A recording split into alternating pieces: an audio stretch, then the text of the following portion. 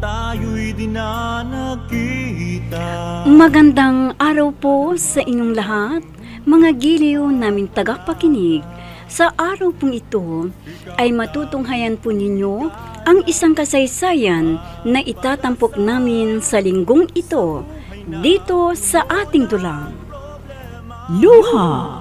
Tita, nasaan na ho ba yung kurtinang binili ko? Bakit hindi pa ho nakakabait? Batang ito, oo. Masyadong apurado. Mamayang hapon pa naman pupunta dito si Nalito para mamanhikan eh. Tita, at kailan nyo ikakabit? Mamayang hapon din?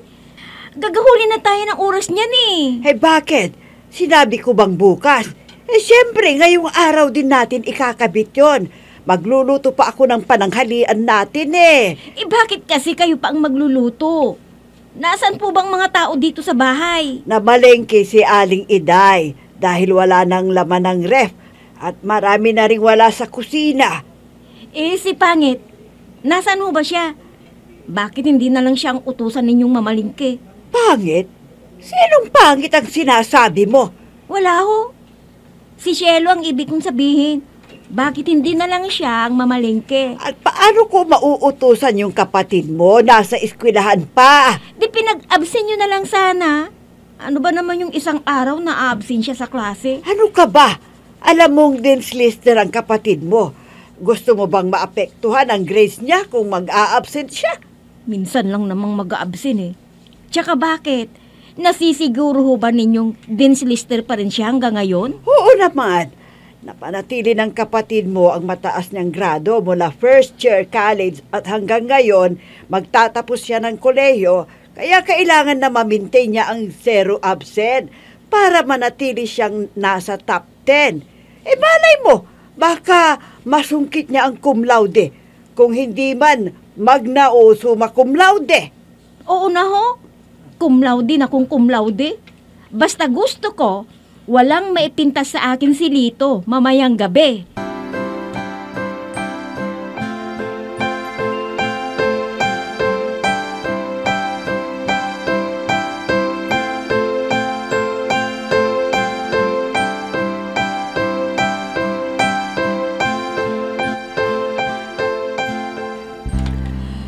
Ay, sa wakas, natapos din ang pag-aayos. Wow, tita, ang ganda naman ah. Okay na ba ang ayos nitong bahay ninyo? Oo, tita. Ang ganda-ganda. The best talaga kayo, tita. Ang ganda ng kinalabasan nitong bahay. Oh, syempre! Interior designer yata itong tita mo. Talaga po? Interior designer po kayo? Oo, kaya lang maaga akong nakipag-asawa, kaya hindi ko nagamit ang aking pinag-aralan. Teka, kararating mo lang ba galing sa school? Opo, tita. O ano, nagmerienda ka na ba? Teka, tatawagin ko si Aling Iday para Huwag na po ninyong abalahin si Aling Iday. Abalang-abala po sa pag-aayos ng pinamalengke niya. Eh, papaano ka? Pagod na pagod ka man din. Okay lamang po ako, tita. Ako na lamang ang kukuha ng merienda sa kusina kung magutom ako. Kayo po, nagmerienda na po ba kayo? Ay, hindi pa. Pero sa bahay na lamang ako magme-merienda kung makaramdam ako ng gutom. Sige. Maiwan muna kita dito kung ganon at ako'y uuwi muna para makaligo ako para mamayang gabi. Ikaw lang ang tanging mahal ko sa buong buhay kong ito. Pag-ibig ko'y tanging ikaw lamang, sa puso ko'y nag-iisa ka lang. Masinop na ang kusina at nakahanda na ang mga posibleng kakailanganin mamayang pagdating nila dito. Tika nga, bisitahin ko nga rin ang sala. Ano kayang kinalabasan ng pag-aayos ni na tita? Si Pangit. At dumating na pala. Hoy, Pangit! Ano ang ginagawa mo dito sa sala? Hoy, ano ka ba? Kinakausap kita eh. Ba't hindi ka sumasagot? Ako bang kinakausap mo, ate? At sino pa nga ba? Mayroon pa bang ibang pangit sa bahay na ito kundi ikaw? Ano bang ginagawa mo dito? At inunahan mo na ang mga bisita ko na maupo sa bagong ayos na sala. Nagpapahinga lang ako, ate. Kasi kararating ko lang galing ng school. Ayun! Nagpapahinga ka lang. Ang lakas naman ng loob mong sabihin sa akin na nagpapahinga ka, samantalang abalang-abala ang mga tao dito sa bahay. Wala kang ginagawa. Sige, ate. Papasok muna ako sa kwarto ko. Dapat lang. Wala ka rin lang maiambag na tulong dito sa bahay. Lumayo-layo ka nga.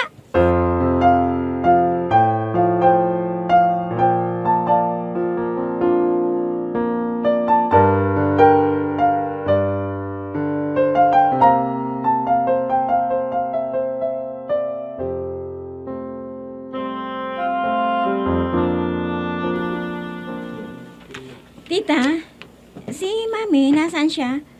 Bakit wala pa rin siya hanggang ngayon? Kailangan na rin niyang magbihis. Anumang oras darating na si Nalito kasama ang mga magulang niya. Ay, nako. Nasaan pa nga ba ang mami mo? Di abala na naman sa pakikipagmadyong. Teka, tatawagin ko si Aling Iday para tawagin na ang mami mo dyan sa kapitbahay natin. Iday! Iday! Tita, si Inay, sinong susundo sa kanya sa madyungan? Teka, si Shelo na lang, tatawagin ko. Shelo! Ay, Shelo! wala ang kapatid mo. At saan siya nagpunta? Alam naman niyang may darating na bisita Umalis ulit? Nagpaalam sa akin. Bigla raw tinawagan ng isa niyang groupmate para doon sa project niya. Ano ba naman ang babaeng yun? Parang walang pakialam. Alam na nga niyang may darating na bisita Huwag kang mag-alala. Uuwi din yon. O sige na, magbihis ka na.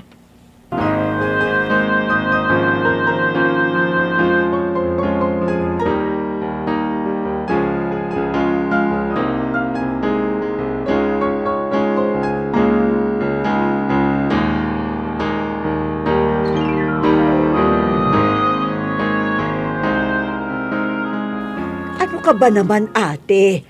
Alam mo may darating na bisita ang anak mo. Nagawa mo pang nakipagmadyong. Ano naman ang gagawin ko sa bahay? May katulong naman ako. Ang ibig kong sabihin, ihanda mo rin ang sarili mo. Dahil anumang oras, darating si Nalito na mamamanhikan sa anak mo. Ngayon ba ang araw ng pamamanhikan ni Nalito? O, kita mo. Pati pala araw ng pamamanhikan ng dito na yun nakalimutan mo. Paano kasi? Panay madyong ang nasa isip mo. Ay, nako. Huwag mo nga akong pag-aralan. Huwag ka nakakalimutan mong mas matanda ako kesa yaw. Oo na. Magmamadali tayo para makapaghanda ka at ako naman ay magbibihis na rin. Sige na, tama na yan.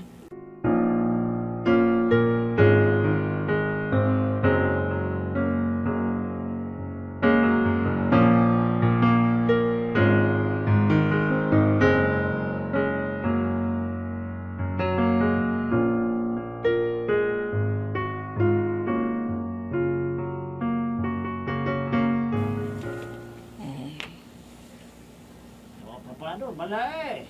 Sang-ayon ka ba sa napag-usapan nitong dalawa para sa kanilang nalalapit na kasal?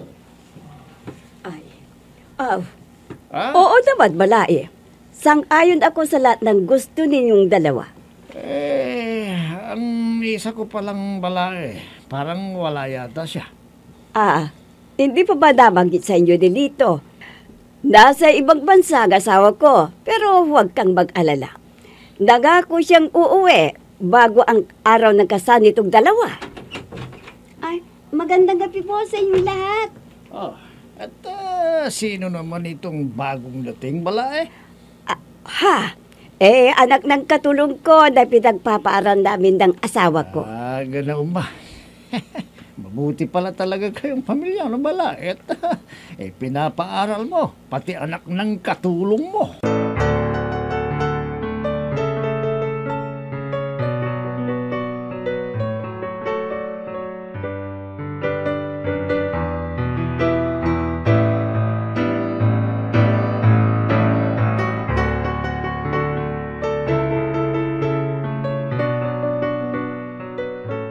Ikaw ha, darating ka nga ng alaganing oras, sasala ka pa dumaan. Saan naman po ako dadaan, Mami? Saan pa? Di sa kusina. Hoy, pangit! Kala ko ba matalino kang tao? Bakit hindi mo ginagamit sa tama ang napag-aralan mo? Ha? Papansin ka rin, no? Alam mo na ngang may bisita ako Dumaan ka pa talaga sa sala. Pero, huwag ka nang magatwiran. Wala namang saysay ang sinasabi mo. Sige, ihanda mo na nga ang pantulog kong damit para makapaligod ako.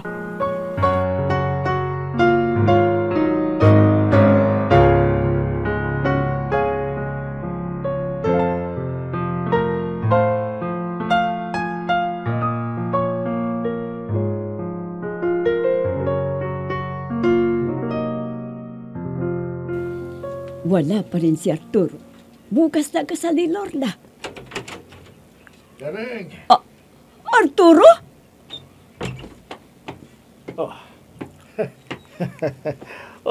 Kumusta na ang pinakamagandang babae sa balat ng lupa? Yan ba ang pangbawi mong bate? Dahil hindi ka kaagad dumating? Abay, nag-aalala na ako Akala ko, nakalimutan mo na ang araw na kasal ng iyong anak. Pwede mo na magmakalimutan kung espesyal na araw na ito ng iyong anak. Daddy?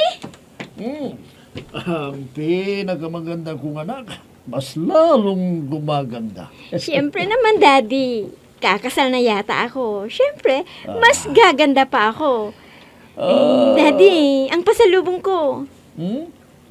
Sa linggo pa darating ang balikbayan, Max, pero kahit papalo may mga dala na ako. Para siyempre sa dalawang anghel ng buhay ko. Sa'yo at sa kapatid mo. Pasalubong ko. Wala ba? Meron siyempre. Ikaw pa. Pero mamayang gabi ko pa may bibigay sa'yo. Ay, lalaking ito. Matanda na gay, pilyo pa rin. Pilyo man ako loyal naman ako sa'yo. Kahit na maraming chicks na umaali-aligid sa akin, tapat pa rin ako sa'yo. Daddy, ibigay mo na yung pasalubong ko. Bago pa ako mainggit sa inyong dalawa. Narinito sa isa kong bagahe. Pakusan mo na itong naariyan lahat ng pasalubong ko sa inyong mag-ina.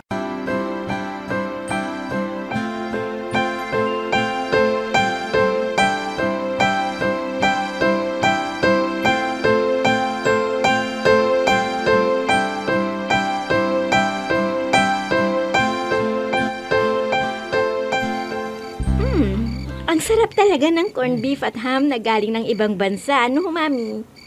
Siyempre. Imported Kaya pala, hindi ko na mapuspon pa ang gutom ko dahil ang sarap-sarap ng ulam. Siyempre naman. Ako yata ang nagluto nito. Siya nga. Teka, bakit parang may kulang? Bakit tatatlo lang tayo? Nasaan si Shell? Ay, kumain ka daga. Kung ano-anong tinatanong mo Ay, Kareng, anak mo ang tinatanong ko. Nasaan ba siya? Nasaan pa nga ba ang pangit na yun? Di nasa galaan na naman. Ano? Sa ganitong oras ng gabi, hindi pa rin umuwi si Shelo. Teka matawagan ko. Naririyan lang sa kwarto niya. Naririyan pala sa kwarto niya. Bakit hindi mo naman sinabing nasa labas pala ng bahay? Paano naman kasi? Nasanay na itong anak mo na gabi na akong dumating ang babaeng yon. Kaya niya nasabing wala pa. Alam mo naman pala, nasa kwarto niya yung anak mo. Bakit hindi niyo man lang tinawag para kumain? Teka nga, tatawagin ko. Nag-iisa ka lang.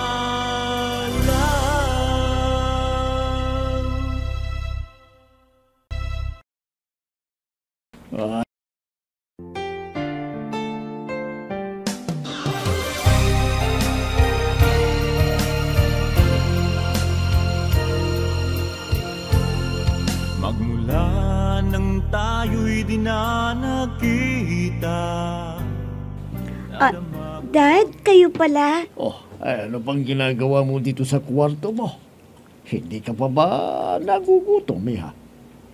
Kumakain na sila mami mo, Wala pa naman pong tumatawag sa akin para kumain, Dad eh. Ako lang tumatawag sa'yo. Halika na nga nang sabay-sabay tayong kakain na apat. Oh, sweetheart, halika na dito. Hayaan mo na babae dyan. Kakain din yan pag nagutom. Halika na at nagtatawag na ang mami mo. Sweetheart, ay malamig na itong pagkain mo. Halika na. Ay, nako. Ay, sandali lang. Sige na. Para makakain ka na. Halika na. Sige po, Daddy. Mauna na po kayo at tinatawag na kayo ni Mami. Susod na po ako.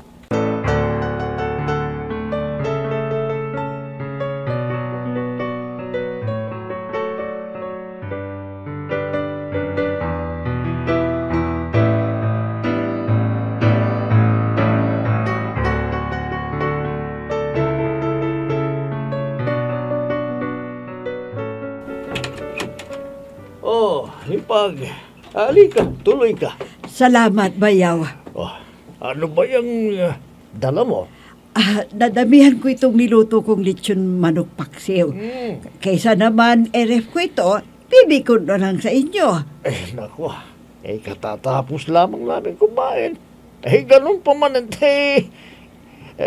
diretso mo. At ilagay mo na doon sa kusina. Nagsisimula lang yata ang kakain ng pamangkin mo. Salamat ito, hipag, Walang anuman, Bayaw. Siya nga pala, yung pasalubong ko sa'yo, binigay na ba ng ate ka rin mo? Oo, Bayaw. Sige, ilalagay ko muna itong lechon paksiw sa kusina.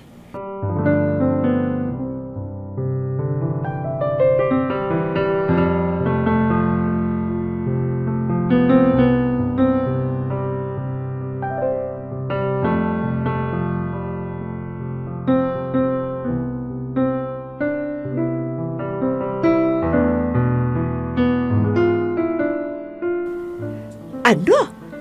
Ito lang ba ang inulam mo? Hindi ka man lang tinirhan? Pagkatapos kasi nilang kumain si Aling Iday. Ibig mong sabihin, mas nauna pang kumain si Aling Iday sa'yo. Na tira lamang ni Iday ang pagkain ito. Wala akong problema doon, tita. Wala naman akong alam na sakit ni Aling Iday At saka parang miyembro na rin ng pamilya si Aling Iday. Hindi yun ang punto ko. Ano ba ang dala ninyo, tita? Ito. Wow! Ang paborito kong lechon manok, paksiw!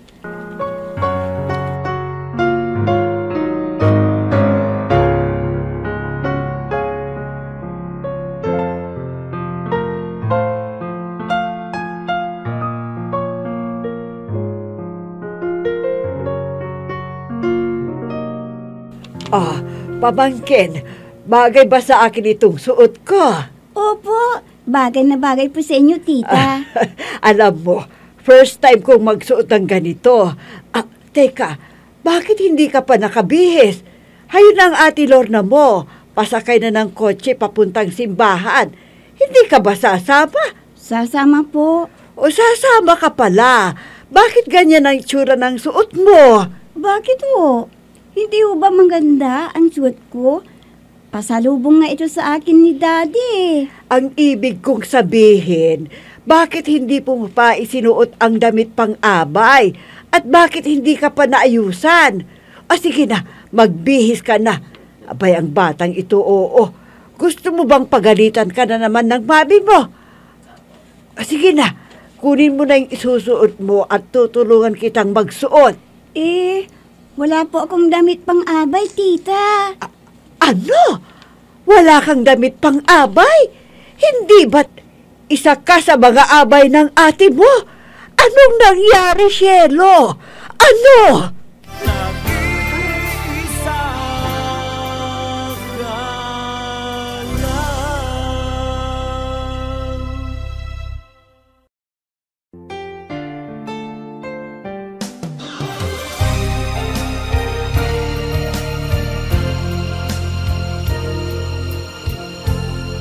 Magmula tayo'y di na nagkita. Bakit kaya walang damit pang-abay si Cielo? Mga giliw naming tagapakinig, sundan bukas ang karugtong ng kasaysayan na itinampok namin sa linggong ito dito sa ating dulang. Luha! Mga nagbibigay buhay sa ating dula ay sina Mayra Abrehal Narnola, Susan Madikdeng, Robert De Guzman, Jun Cabato, Emma Dalope, Andrea Solar, Ami Diaz, at si Oscar Ora. Technical Supervision at Musika, Oscar Ora. Nilapatan ng tunog ni Robert De Guzman, Willie Francisco. Sa panulat at direksyon, Eva Alcoriza. Inihahandog sa inyo ng F3 Recording Studio para sa Pambansang Radyo ng Pilipinas, Bombo Radio, Philippines.